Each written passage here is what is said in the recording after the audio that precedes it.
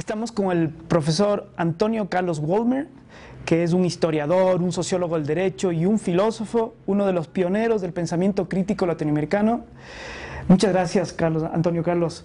Algunas preguntas. Primero, ¿nos puedes decir qué significa el pensamiento crítico? Sí, creo que es una pregunta extremadamente importante.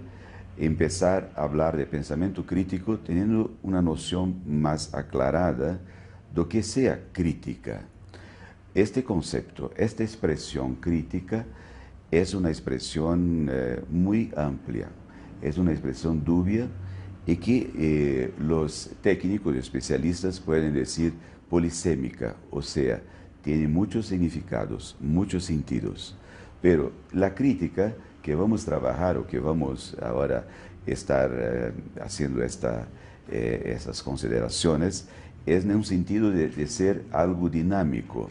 No es algo dogmático, no es algo estático, pero un concepto que expresa el dinamismo, la transformación, la dinámica, ¿no? y principalmente la cuestión de la emancipación, ¿no? La autonomía, que puede ser una autonomía individual o colectiva. Entonces, sería en pocas palabras la cuestión de la crítica, ¿no? Que tiene toda una tradición en el mundo occidental, ¿no? Pero tenemos que tener en cuenta esta visión dinámica, no de destrucción, pero de concebir la crítica como algo dinámico, como algo transformador y creativo. Antes de aterrizar en la crítica jurídica y latinoamericana, ¿podría, por favor, decirnos algo sobre la teoría crítica occidental europea? Sí. Creo que, sin duda, que podemos hacer un levantamiento en la cultura occidental moderna, desde Descartes, Kant y otros grandes pensadores, ¿no? Y mismo contemporáneamente podría traer autores como Karl Popper con su racionalismo crítico, ¿no? Pero la crítica, la teoría crítica, llamada teoría crítica moderna, del siglo XX, ganó fuerza y tuvo una grande divulgación a partir de la Escuela Alemana de Frankfurt, cuando en 1923 un grupo de pensadores alemanes como Adorno, Horkheimer, Benjamin, ellos empezaron a refletir sobre la sociedad contemporánea, la necesidad de buscar una nueva teoría de la sociedad, ¿no? Una crítica a la modernidad, la racionalidad y el propio proyecto iluminista, ¿no? De la modernidad, ¿no? De una modernidad que se desarrolló mucho a partir de una lógica instrumental, lógico-instrumental, de una racionalidad, ¿no?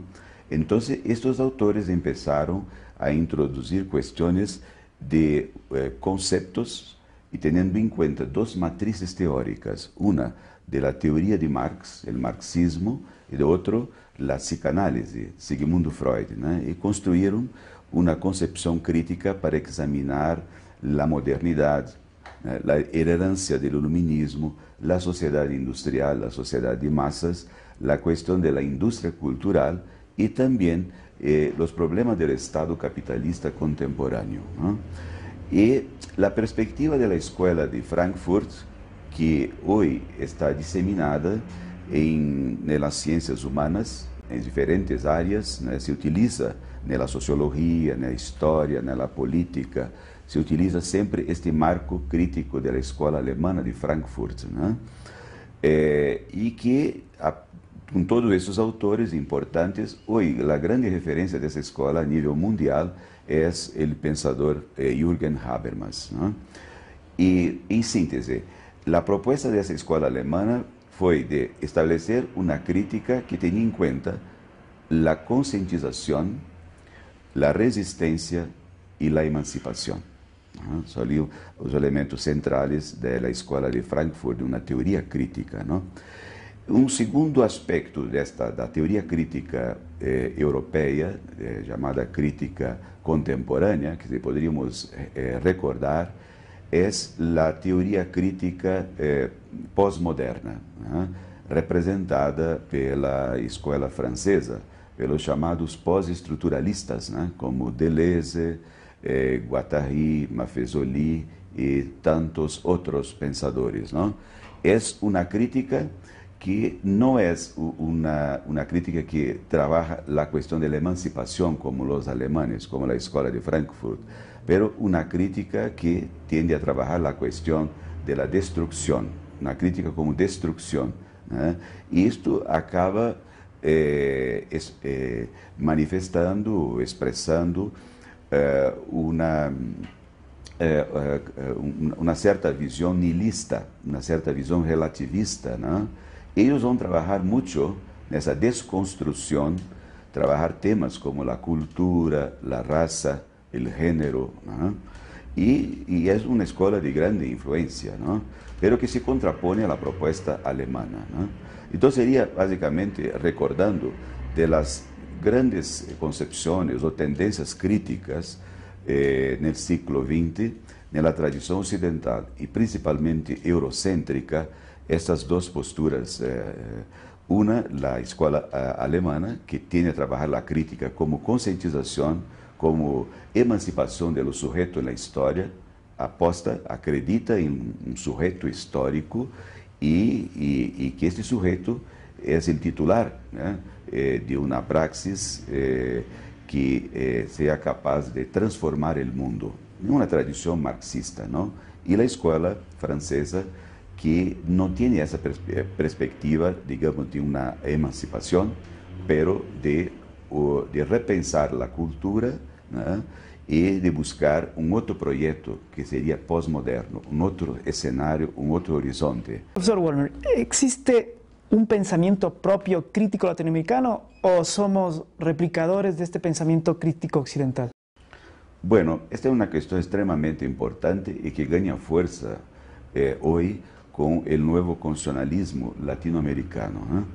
Nos últimos, creo, 20 anos, na América Latina, por estímulo destas constituições de los Andes, a constituição, desde a constituição de Venezuela, passando por a constituição de Equador de 2008 e a constituição de Bolívia de 2009, e ganha força todo um ímpeto emancipador na América Latina. Me parece assim que há uma renovação por parte de setores, digamos assim, progressistas, né? Muito progressistas na América Latina. Então, ganha força trabalhar, pensar a questão de um pensamento crítico, de uma teoria crítica, não?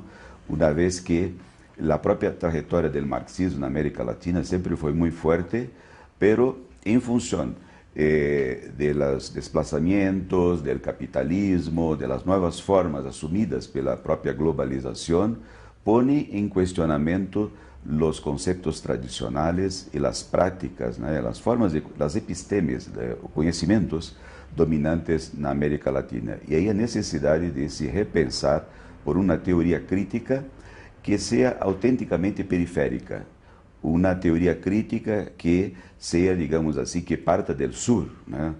E que tenha em conta essa teoria crítica os processos políticos, as dinâmicas sociais na América Latina, não? Uma crítica que, a mi juicio, tiene en cuenta, tener en cuenta los nuevos sujetos emergentes, las nuevas subalternidades, ¿no? Y ahí las poblaciones indígenas, los afrodescendentes, las diferentes minorías en varias partes de América Latina, ¿no? Entonces, esta teoría crítica periférica del sur, en términos de América Latina, tiene en cuenta esta cuestión principalmente de los nuevos sujetos sociales emergentes y de sus necesidades, ¿no? Creo que las necesidades es uno de los objetivos centrales, ¿no? Porque las necesidades son múltiples, ¿no? Son múltiples, ¿no? Ahí tenemos que buscar, por ejemplo, en autores que trabajaron esa cuestión, y clásicamente, principalmente Marx, ¿no? Con sus manuscritos económicos y filosóficos, ¿no? Y que en el siglo XX poderíamos recordar tendências que buscaram retrabalhar esta questão das necessidades, como Agnes Heller, né, da Escola de Budapeste, né, e que vão introduzir toda uma discussão que são as necessidades. Há que saber que no mundo capitalista, no mundo globalizado, né, se cria por la mídia, pela indústria cultural, falácias, né? Se criam falsas necessidades, né? Então, hay que tener en cuenta que são alguns elementos, me parece, fundamentais nos novos sujeitos insurgentes e suas necessidades, né? Certo? E aí se pode pensar uma proposta de uma teoria crítica latino-americana, né? E alguns teóricos importantes latino-americanos vêm trabalhando isto, né? Numa perspectiva cultural, numa perspectiva do gênero, numa perspectiva de etnias, né? Autores que se propõem a desenvolver uma concepção chamada de descolonial, não? Certo? Rompem com uma certa tradição do pós-colonial, né? E para entender que o pós-colonial seria uma concepção de continuidade, quer dizer, um período posterior à colonização, novas formas posterior à colonização, e que o descolonial é uma ruptura, romper com todas as formas de colonização. Então, esta é uma terminologia que está sendo utilizada por intelectuais, pensadores latino-americanos, né? O descolonial. E mais recentemente, autores como Walter Mignolo e Catherine Walsh, né?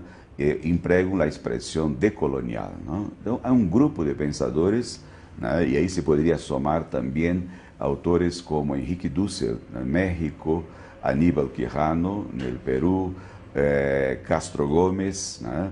E tantos outros que estão trabalhando essa perspectiva de uma crítica latino-americana, ou como diz o próprio Castro Gomes em um de seus livros mais destacados, né?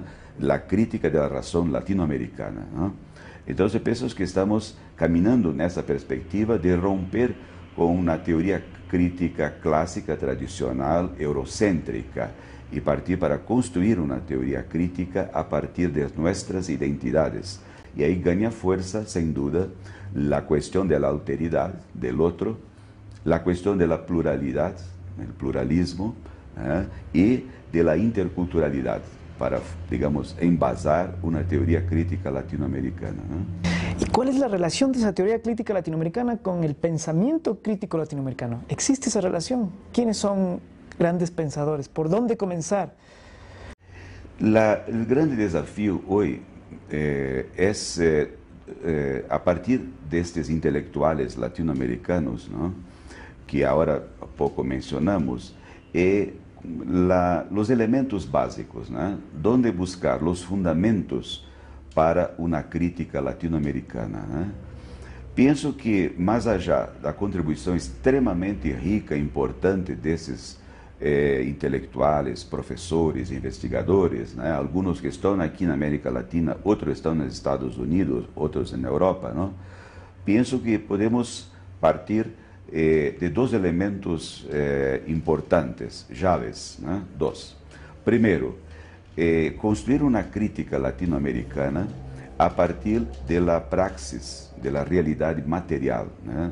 Da produção, do sistema de vida, né? Da materialidade, não?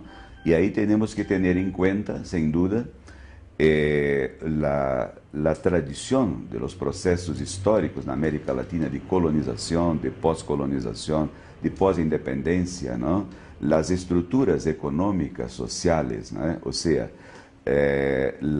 o modo de produção e a formação social na América Latina, não? Certo?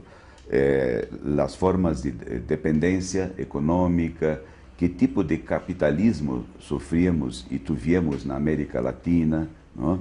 Então, há que trabalhar com a materialidade de sociedades colonizadas que foram marcadas pela explotação, pela exclusão, pela marginalidade, pela violência e pelo fruto do próprio colonialismo. Então, a materialidade seria o primeiro fator importante, materialidade histórica da América Latina.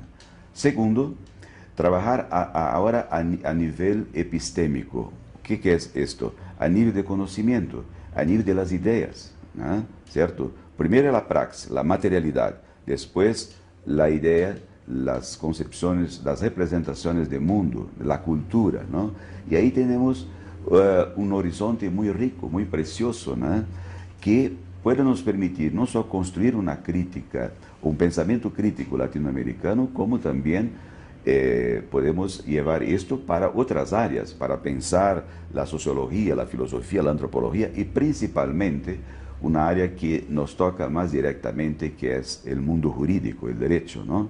Que es el grande problema de cómo construir una teoría crítica del derecho en términos de América Latina. Y ahí pienso que tenemos que hacer un recorrido como un mosaico, un escenario muy rico, ¿no? Que podemos empezar, por ejemplo, en algunas áreas, algunos sectores que ya contribuyeron con concepciones críticas, que están ahí, que se estudia en las academias, en las facultades, las universidades, que están presentes, como por ejemplo en el campo de la teología. Tenemos una teología latinoamericana ya consolidada, muy rica, histórica, ¿no? De los años 60, 70, en autores como Gustavo Gutiérrez, en Perú, que lanzó el libro bombástico, emblemático, ¿no? Así que, ¿no? Que fue la teología de la liberación, ¿no? Después otros que han seguido este camino de una teología preocupada con los pobres, ¿no? De una teología activista, ¿no? Comprometida, ¿no? ¿Cierto? Como Leonardo Boff en Brasil, y tantos otros que caminaron por esa alternativa sin ser teóricos, mas que comungaron con la perspectiva de una teología de la liberación, que acabaron muriendo por esto, ¿no? Como Camilo Torres en Colombia, como Monseñor Romero en El Salvador, como el propio grande filósofo y teólogo Ignacio de la Curia, asesinado también por los militares en Centroamérica, ¿no?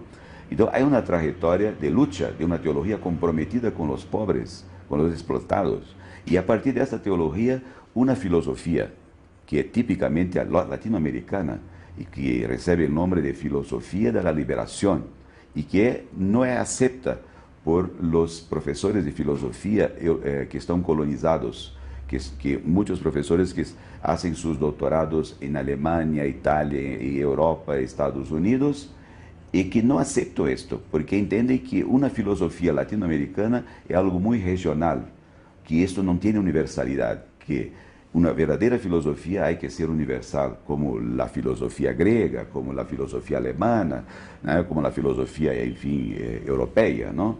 Y que filosofía periférica, esto no es posible, una filosofía periférica, pero tenemos ahí contribuciones muy importantes de autores que a partir de Argentina de los años 70 se fueron para el exilio, fruto de las condiciones de opresión, del autoritarismo, como Enrique Dussel para México, o mismo Horacio Ceruti, o Arturo Roig, ¿no? Sí, pensadores que van a hacer la defensa de una filosofía de liberación, de una filosofía construida a partir del hombre latinoamericano, de un hombre oprimido, del otro, ¿no? De la filosofía podemos mencionar otras áreas como de la geografía. Recuerdo aí brasileño importante de grande impacto e influência nessas áreas de discussão do espaço, da geografia, da mundialização e do capitalismo, como foi Milton Santos, né? Uma antropologia, Darcy Ribeiro, né? E hoje há outros antropólogos na América Latina, em México, não? Que estão trabalhando com essa preocupação de uma antropologia liberadora, né? Centrada no homem latino-americano, na discussão da mestiçagem de um homem especificamente latino-americano, não? Da antropologia podemos mencionar a própria pedagogia, o campo da educação com Paulo Freire, né? Que nem sempre é reconhecido em seu país, em Brasil, pero que em América Latina, em muitos países, né? A pedagogia do oprimido, a pedagogia que busca uma conscientização para a liberdade, né? É uma prática constante, né? A utilização de Paulo Freire, não? No campo da sociologia também temos muitos teóricos que problematizaram a questão da sociedade latino-americana, como Florestan Fernández em Brasil, Orlando Fassborda em Colômbia, né? Construíram conhecimento na epistemologia a partir da prática social, não? Então, da sociologia, podemos dizer também, recordar a questão econômica, não? Certo? E que se desenvolveu na escola importante na América Latina, nos anos 50, a escola da teoria da dependência, né? Com Celso Furtado, Rui Marini, Teotânio Santos, né? E tantos outros, né? E na política, se pode também pensar uma política sistematizada que oferece elementos para se pensar uma ciência política latino-americana, em obras de autores como José Martí, como Mariátegui e tantos outros, não? A partir deste leque, deste cenário muito rico, não? Podemos chegar, por exemplo, na música. Há uma música autenticamente latino-americana, não? Que não necessitamos esta constância, esse colonialismo da música, principalmente norte-americana, ou do domínio da língua inglesa, não? Uma música que retrata a expressão mais autêntica da luta do povo, não? Das manifestações, das revoltas, não? Como, e aí um exemplo que se poderia poner como a música de tenor político desarrollada em los anos 70, principalmente no Chile, como de resistência ao regime militar de Augusto Pinochet, donde a figura de Víctor Jara e também de Violeta Parra, não? Que depois se estendeu por toda a América Latina, a música política, não? Mercedes Sosa na Argentina, ou Silvio Rodríguez em Cuba, não? Então, há uma música latino-americana que há que se reconhecer isto. E assim também se podia dizer que há um teatro do oprimido, teatro do engajamento político das massas, como um teatro de Augusto Boal, o cine de uma dimensão marxista, gramsciana, trabalhada em Brasil com... como Glauber Rocha, não? E a literatura também latino-americana, desde o sul da América, desde Uruguai com Mário Benedetti, né, que esteve no exílio, né, um grande poeta, ativista, não? Passando por Argentina com Ernesto Sábato, né?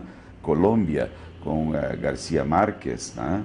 Em Brasil com Jorge Amado, Chile, Pablo Neruda, e México com Carlos Fuentes. Na Centroamérica, poderia mencionar aí também muitos como Alejo Carpentier, Rubem Darío. Então, há uma riqueza grande, um mosaico de produção criativa, inovadora, né, latino-americana, né? Então, isso oferece elementos para se poder trabalhar una crítica en el derecho. Eso iba a decir. En esa riqueza latinoamericana, ¿dónde estamos los juristas, el pensamiento crítico jurídico, y si el derecho puede o no ser una herramienta, un instrumento para emancipar o liberar? Sí, bueno, tenemos que tener en cuenta que esta discusión de una teoría crítica en el derecho, ¿no?, ganó fuerza principalmente a partir de los años 60, y ahí tenemos que hacer referencia porque no podemos partir de cero, ¿no?, tener referencia a los movimientos de contracultura en Europa, ¿no?, principalmente en Italia y Francia, los años 60, movimientos de contracultura, del tercer mundo, de inquietudes y, digamos, y cambios del capitalismo de la época, en las sociedades que vivían momentos muy difíciles, ¿no?, con las propuestas de izquierda en América, en Europa, y frente al colonialismo, ¿no?, ¿cierto?, y donde teóricos como Jean-Paul Sartre, Simone de Beauvoir y tantos otros se manifestavam a favor do terceiro mundo e de uma nova linguagem, de uma nova proposta política, né, mais participativa, mais democrática, não? E nesse cenário é que começou a crítica jurídica, a teoria crítica no direito, não? Por uma série de fatores, desde o aparecimento no Ocidente de las obras em inglês, algumas traduções de autores clássicos do marxismo, né, que desapareceram, foram eliminados ou sofreram expurgos nos anos 30 e que agora passavam a ser traduzidos para o inglês como Stuka Pachucanes, né? Isto vai influenciar certos juristas muito politizados e com um perfil de esquerda, né? Ativistas, litigantes, advogados, juízes, né? Que estavam preocupados com o problema social em seus países, né? E aí que surge dois movimentos importantes, como a Associação Crítica do Direito, del Derecho em França, que, inspirados em Marx, alguns professores universitários começaram a discutir em classe, né, nas faculdades de Direito, não em Paris, não em Sorbonne, mas em outras faculdades do país, a necessidade de fazer uma crítica ao direito positivo, de fazer um questionamento profundo das instituições jurídicas, como o poder judiciário, e de repensar la enseñanza del derecho, qué tipo de enseñanza del derecho estaba siendo proyectada, ¿no? ¿Cuál el fin? ¿Para qué servía todo esto, no? Entonces empezó ese movimiento en Francia y que después tuvo repercusión en Italia, y en Italia también en los años 70 por parte de algunos magistrados, jueces, que romperon con la magistratura oficial italiana. Estaban frustrados, ¿no? Desiludidos con los rumbos de la justicia en Italia, su comprometimiento, su vinculación con la corrupción, con la mafia. Entonces, algunos jueces romperon y pasaron a ser la defensa de que el juez tiene que ser también un ciudadano comprometido con las prácticas de su sociedad, ¿no? Y ahí empezaron a desarrollar lo que veio a ser chamado de uma hermenêutica alternativa, uma interpretação alternativa do direito, não? Não ir contra a legalidade do direito positivo, mas trabalhar por dentro, adentro, não? Explotar as ambiguidades, as lacunas do direito positivo, não? E aí ganhou força esses movimentos que, em pouco tempo, chegaram, isto, digamos, já nos anos 80, chegaram na América Latina, não? Primero en México, con el jurista Oscar Correas, un grupo de crítica jurídica en la Universidad de Puebla. Después, este mismo jurista fue para la UNAM y empezó a trabajar, a hacer una puente de cómo cuestionar el derecho positivo o la teoría dominante representada por Kelsen, mas a partir de una perspectiva, de un aporte marxista. Cómo trabajar o marxismo no direito, na teoria do direito, né? Para, a partir de aí, discutir temas como a questão indígena, a questão das autonomias em México e problemas também de los afrodescendentes, toda uma discussão muito rica que começou, e podemos dizer que o pensamento crítico no direito, ou na crítica jurídica, ganha força em México, né? En los años 80, ¿no? Y a partir del México, otros países se incorporaron, como en Colombia, a través de una ONG llamada ILSA, ¿no? Instituto de Servicios Legales Alternativos, en Bogotá. Que publicó tu libro, por cierto. Sí, exacto. Y en Argentina, este proceso se dio después de la dictadura militar, con la abertura democrática en el gobierno de Raúl Alfonsín. Esse governo democrático vai chamar intelectuais, juristas, para, digamos assim, reestruturar uma teoria do Estado. E aí ganhou força também alguns juristas críticos, dentre eles Carlos Cárcova, que fundou um núcleo de estudos na Universidade de Buenos Aires, né? E Brasil também, né? Bueno, a questão é, para finalizar, né, de que a teoria crítica do direito vai ter um papel muito importante a partir dos anos 80 na América Latina, não?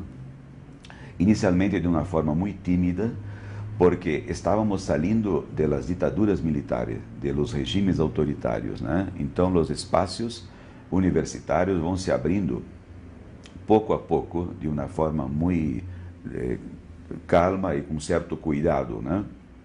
Utilizar-se uma estratégia, né, de avançar e ter em conta, e depois avanços e recuos, sempre um avanço contínuo, não? E a meta era, sem dúvida, questionar o direito positivo, né? Toda a tradição do formalismo e do direito latino-americano, né? Questionar o direito positivo e as suas contradições, né? As suas falácias, né? E seu comprometimento com as elites dominantes na América Latina, né? Que tipo de direito era este? Desde a colonização, né? A partir de suas constituições, de seus principais códigos, né? A legislação no âmbito do direito público e do direito civil, igualmente também do direito processual, né? Mostrando que a América Latina vivia muito uma incorporação, um mimetismo cultural, né? Sempre pensando nos seus modelos, pensando em Estados Unidos ou então em Europa. Então, a crítica jurídica vinha com muita força para se repensar o direito positivo, o direito oficial, o direito estatal por dentro, não? Certo? E buscar alternativas a este monismo, né? Ou seja, abrindo espaço aí para o pluralismo jurídico, né? Certo? E a partir do pluralismo jurídico, reconocer la fuerza de los movimientos sociales, ¿no? Entonces, ese sería un primer objetivo de la teoría crítica del derecho, ¿no?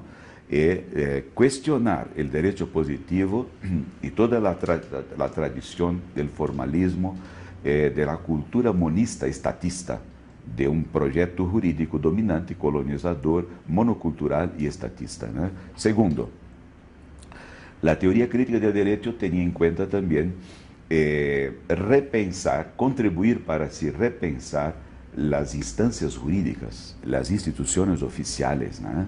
Y de entre estas instituciones, la más privilegiada, el Poder Judicial, ¿no? La actividad de sus agentes oficiales, ¿no? Los abogados, los jueces, los fiscales, ¿no? Repensar, ¿no? El comportamiento, el procedimiento, ¿no? Las ideologías representadas por esos operadores de derecho y a qué estaban representando, qué tipo de intereses, ¿no? De una sociedad capitalista, de una sociedad marcada por desigualdades profundas, sin reconocer grandes parcelas de la población, ¿no?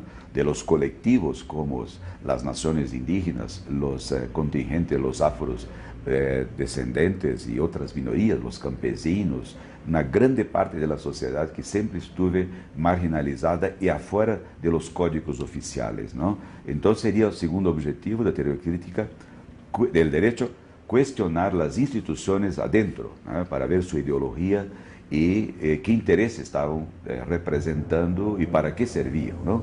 Y tercer objetivo de la teoría crítica del derecho fue discutir el conocimiento jurídico, la enseñanza del derecho y qué tipo de producción pedagógica estaba siendo constituida en las facultades de derecho, ¿no? Trabajar las facultades de derecho, ¿no? Las academias, ¿no? ¿Cierto? ¿Qué tipo de, justamente, de cultura jurídica estaba siendo producida y servindo a qué intereses, ¿no? ¿Cierto? Y a necesidad de se buscar otras formas contrahegemónicas de conocimientos, ¿no? Entonces, esos serían los propósitos. Y la teoría crítica tiene un papel importante también porque va a despertar sectores, ¿no? De la sociedad, como la emergencia de los abogados populares, que ahora no van a servir al mercado, las grandes burocracias, las empresas, ¿no? ¿Cierto? Pero ahora abogados comprometidos con los colectivos subalternos, los oprimidos, los pobres, ¿no? Quer dizer, abogados populares en diferentes regiones de América Latina, ¿no? Jueces comprometidos, ¿no? Como en el Brasil surge en los años 90 la magistratura alternativa, inspirada, claro, en la magistratura italiana, mas con sus también identidades propias, ¿no? El derecho alternativo que ganó fuerza en Brasil en los años 90, ¿no? Era una forma de consolidar la crítica, la teoría académica en el ámbito de la praxis de la sociedad, ¿no? Entonces, fueron algunos resultados de la teoría crítica, creo que en términos de América Latina, ¿no? ¿Cierto? El surgimiento de operadores, actores jurídicos comprometidos con la sociedad latinoamericana, ¿no? Con una enseñanza crítica, con abogados populares y también principalmente con la instrumentalización de los derechos humanos, que ganó fuerza a partir de los años 80, 90, ¿no? 80, a lo largo de los años 80, ¿no? ¿Cierto? Ganó fuerza la bandera de los derechos humanos, ¿no? Como estrategia de lucha, ¿no? De las poblaciones, ¿no? Y creo que hay un papel importante de la teoría crítica, ¿no? En términos no solo de la academia, mas también del mundo de la actividad práctica, del mundo jurídico, ¿no? En los tribunales, ¿no? Despachos, ¿no? Y formaron una generación también de operadores compromisados con nuestras sociedades como la nuestra sociedad latinoamericana, siempre marcada pela marginalidade, pela dependência, pela colonização, né? E nesse sentido, e para isto podemos concluir, não? A concepção de um direito transformador. Sí, é possível, ¿no? No só pensar no direito como instrumento de dominação de classe, ¿no? ¿No? como expresión de la dominación de las élites, ¿no? Pero hay que buscar, hay que trabajar en una perspectiva de un derecho liberador, de un derecho transformador, ¿no?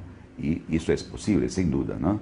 Hay algunos elementos que ahí necesitaríamos más tiempo, en otra oportunidad, ¿no?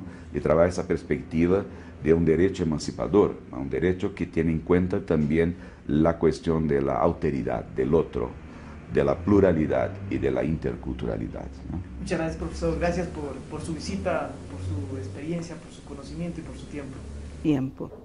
Y eso, para mí, representa que nuestra práctica, tanto en las empresas, las organizaciones sociales, la administración pública, cuanto